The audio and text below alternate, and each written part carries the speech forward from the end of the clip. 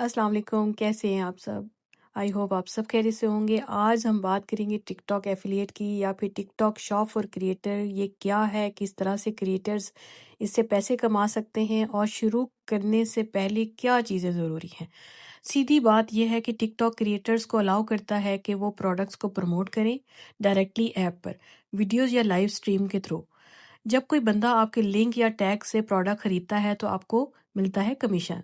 तो ये सारी कहानी है, तो इसी कहानी को हम इस वीडियो में कंप्लीट देखेंगे। और ये सिर्फ कहानी नहीं बल्कि हकीकत है, तो आपने कंप्लीट वीडियो देखनी है ताकि आपको एक एक चीज़ जो है वो समझ आ सके।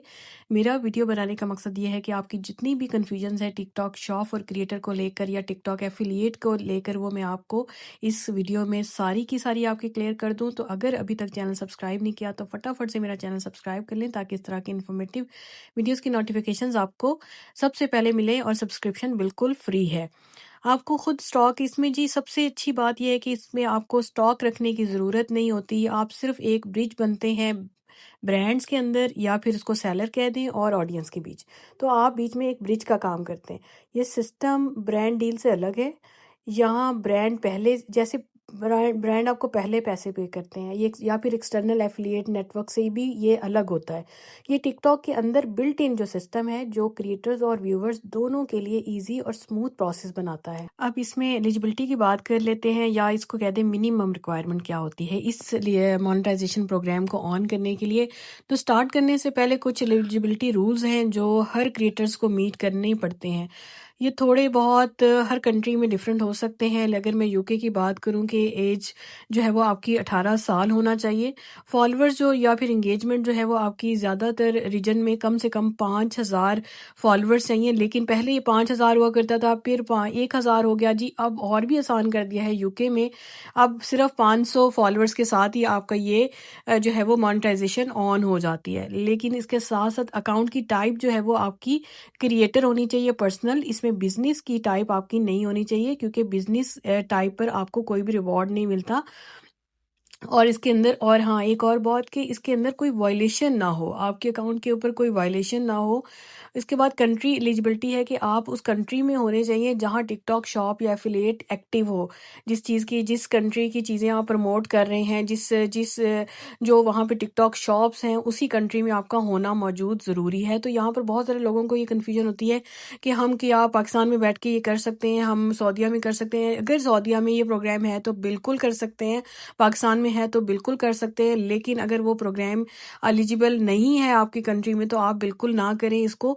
अगर यूके में आप रह रहे हैं, इसके अंदर 10 कंट्रीज़ की लिस्ट है, वो भी मैं आपको आगे जाके वो सारी लिस्ट बताऊंगी कि कौन कौन सी कंट्रीज़ हैं इसके अंदर जो एलिजिबल हैं। तो वो आपने अगर उन कंट्रीज़ के अंदर हैं तो आप बिल्कुल काम कर सकते हैं, अगर नहीं है तो नहीं कर सकते। ठीक है।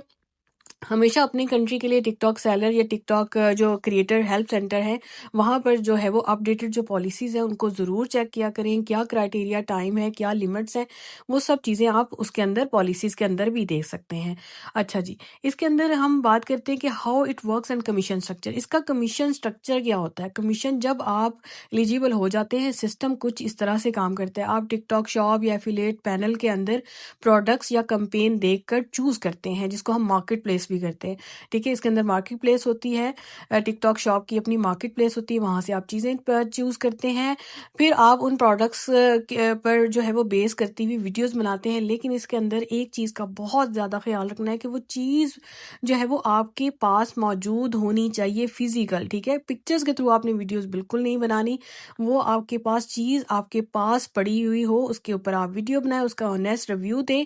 जब कोई व्यूअर आपके लिंक, और अच्छा, और जब हम वीडियो बना देते हैं तो वीडियो को जो अपलोड करते हैं तो उसका वीडियो के अंदर आपने प्रोडक्ट का लिंक देना है। ठीक है, लिंक देना है। जब कोई व्यूअर आपके इस लिंक से प्रोडक्ट खरीदता है तो आपको मिलता है कमीशन। तो ये है जी सारी जो है ना कमीशन की story. Commission rate product, brand और कैटेगरी के हिसाब से चेंज होता है। आमतौर पर जी 5% से लेके इवन 30% तक भी कुछ ब्रांड्स आपको दे रहे होते हैं। अगर कस्टमर प्रोडक्ट रिटर्न करे या ऑर्डर कैंसिल हो तो वो जो सेल सेल है वो कमीशन से माइनस हो जाती है, उसका कमीशन आपको नहीं मिलता। इसलिए 14 दिन का तकरीबन टाइम होता है जिसके अंदर आपको कमीशन आपका मिल जाता है। क्रिएटर्स को टिकटॉक के एफिलिएट पॉलिसीज फॉलो करनी होती हैं। मिसलीडिंग या फिर बैंड कंटेंट अलाउड बिल्कुल भी नहीं है। पे आउट जो है वो इसका स्केड्यूल भी रीजन के हिसाब से अलग होता है, जैसे मंथली या जब आप मिनिमम थ्रेशोल्ड क्रॉस करते हैं तो फिर आपका जो है वो आपके जो पे आउट जो है वो आपको मिल जाता है। तो इसका पे आउट की लिमिट जो है वो आपके रीजन के हिसाब से होती है, तो इस चीज़ का भी ख्याल रखना है आपने। अब बात कर लेते हैं कि इसकी अर्निंग और पोटेंशियल के बारे में कि रियलिस्टिक जो एस्टिमेट है वो क्या है। तो जी अब सवाल ये है कि आप कितना कमा सकते हैं, ये डिपेंड करता है कि आपके फॉलोअर्स कितने हैं, निच क्या है, प्रोडक्ट का मार्जिन कितना है और कन्वर्जन रेट क्या है। अगर मैं आपको एस्टिमेटेड बताऊं कि छोटे क्रिएटर शुरू में तकरीबन 50 पाउंड से लेके 200 पाउंड तक भी पर मंथ कमा लेते हैं।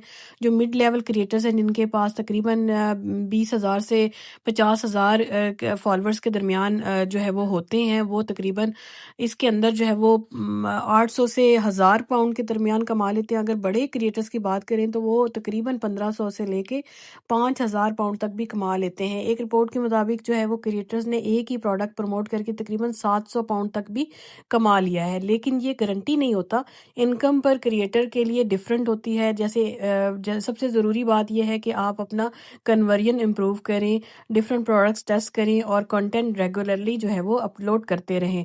मतलब इसके अंदर कंसिस्टेंसी बहुत ही मैटर करती है। अब इसमें आपकी अगर जो टाइम की बात करें कि टाइम इन्वेस्टमेंट और कंटेंट की फ्रिक्वेंसी क्या होनी चाहिए, तो आपको रोज़ कितना टाइम देना चाहिए और कितनी वीडियोस अपलोड करनी चाहिए, ये भी इम्पॉर्टेंट एक क्वेश्चन है जो कि आपके दिमागों में आ रहा होगा। तो इसका जो जवाब ये है कि शुरू के जो स्टेजेस में आपको रोज़ाना 1 से 2 घंटे जो है वो देने बेस्ट होता है। प्रोडक्ट्स रिसर्च करनी होती है, वीडियो प्लानिंग करनी होती है, शूटिंग करनी होती है, फिर उसके बाद एडिटिंग करनी होती है, वॉइस ओवर करनी होती है। तो इसके ऊपर तकरीबन आपके 1 से 2 घंटे लग जाते हैं।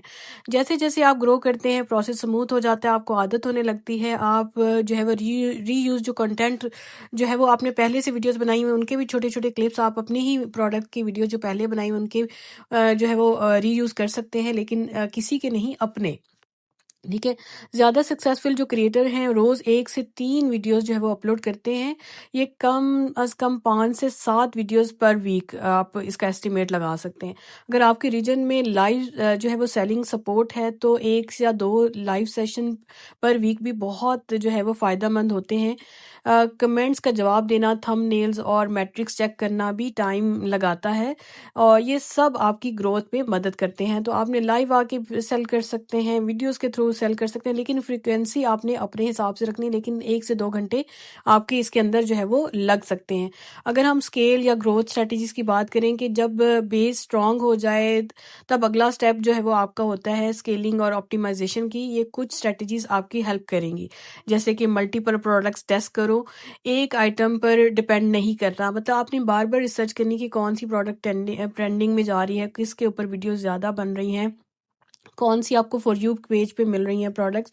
मैट्रिक्स का एनालाइज करो कि कन्वर्जन रेट, वॉच टाइम सब चेक करते रहें कि किस वीडियो पर आपका सबसे अच्छा जो है वो वॉच टाइम आया है, कौन सी प्रोडक्ट आपकी अच्छी चल गई है या इसके ऊपर ज़्यादा व्यूज़ आ रहे हैं।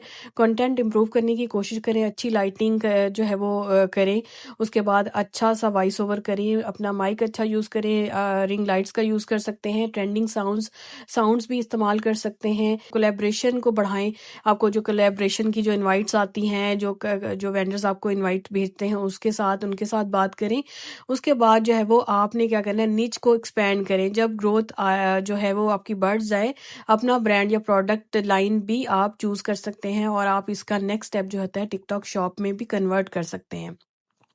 तो ये सारी चीज़ें आपकी ग्रोथ में आपको हेल्प करती हैं। कंट्री की एलिजिबिलिटी या एक्सपेंशन नोट्स हैं, क्या हैं कि अगर अब बात करते हैं कि किन कंट्रीज़ में टिकटॉक शॉप या एफिलिएट अवेलेबल है। जैसा कि मैंने आपको शुरू में बताया था कि मैं इस वीडियो के जो है वो एंड पर आपको बताऊंगी कि कौन-कौन से कंट्रीज़ के अंदर ये प्रोग्राम या मोनेटाइजेशन प्रोग्राम जो है वो अवेलेबल है। तो इसमें जो है वो कुछ कंट्रीज़ के नाम हैं जो कि आप नोट डाउन कर सकते हैं, लेकिन ये जो है वो वक्त के साथ कम या ज़्यादा होते रहते हैं। इसमें से कुछ जो है वो माइनस हो जाते हैं, कुछ जो है वो कुछ महीनों बाद जो है वो टिकटॉक खुद ही ऐड अप कर लेता है, तो ये कम ज़्यादा होते ही रहते हैं। लेकिन अभी जो रीसेंट जो है वो लिस्ट है वो ये है कि जिसमें है Indonesia, Malaysia, Philippine, Singapore, Thailand, Vietnam, United kingdom and United state. Europe में भी अगर टिकटॉक अपना जो है वो शॉप एक्सपेंड कर सकते हैं, जिसमें जर्मनी है, फ्रांस है, इटली है, ठीक है। अगर आपका मुल्क अभी तक सपोर्टेड नहीं है, जिस मुल्क से आप ये वीडियो देख रहे हैं, तो आप वेट करें जब तक टिकटॉक ऑफिशियली आपको ये प्रोग्राम ना करे। तो आप कोशिश करें कि वीपीएन या फेक रीजन से ये काम ना करें, क्योंकि इससे आपका अकाउंट सस्पेंड हो सकता है। और क्योंकि इसके अंदर आपको अपने टिकटॉक को डॉक्यूमेंटेशन देनी होती है। अगर आप वीपीएन लगा भी लेते हैं, जब आपका पे आउट का टाइम आता है, तो वहाँ पर आप अपनी वेरिफिकेशन नहीं कर सकते कि आप उस कंट्री के रेजिडेंट हैं या नहीं। वहाँ पर आपको जाके जो है वो मसला होता है। अगर हम रिस्क या पॉलिसी के सिस्टम जो है वो प्रॉफिटेबल ज़रूर है, लेकिन कुछ रूल्स एंड रिस्क को समझना बहुत ज़रूरी है। अगर मैं पॉलिसी कंप्लाइंस की बात करूं कि बैंड या रिस्ट्रिक्टेड आइटम प्रमोट ना करें, गलत या मिसलीडिंग क्लेम मत करें, हमेशा डिस्क्लोज करें कि ये एफिलिएट प्रोडक्ट है, स्पैम या ओवर प्रमोशन से बचें, कंटेंट वैल्यूएबल और इंगेजिंग होना चाहिए। रिटर्न एंड कैंसिलेशन, अगर प्रोडक्ट रिटर्न होता है या कैंसिल होता है तो कमीशन डिडक्ट हो सकता है। हमेशा पॉलिसी और डिस्प्यूट प्रोसेस समझते रहें। अकाउंट जो है इंटेग्रिटी, अगर हम देखें तो टिकटॉक कम्युनिटी गाइडलाइन फॉलो करें।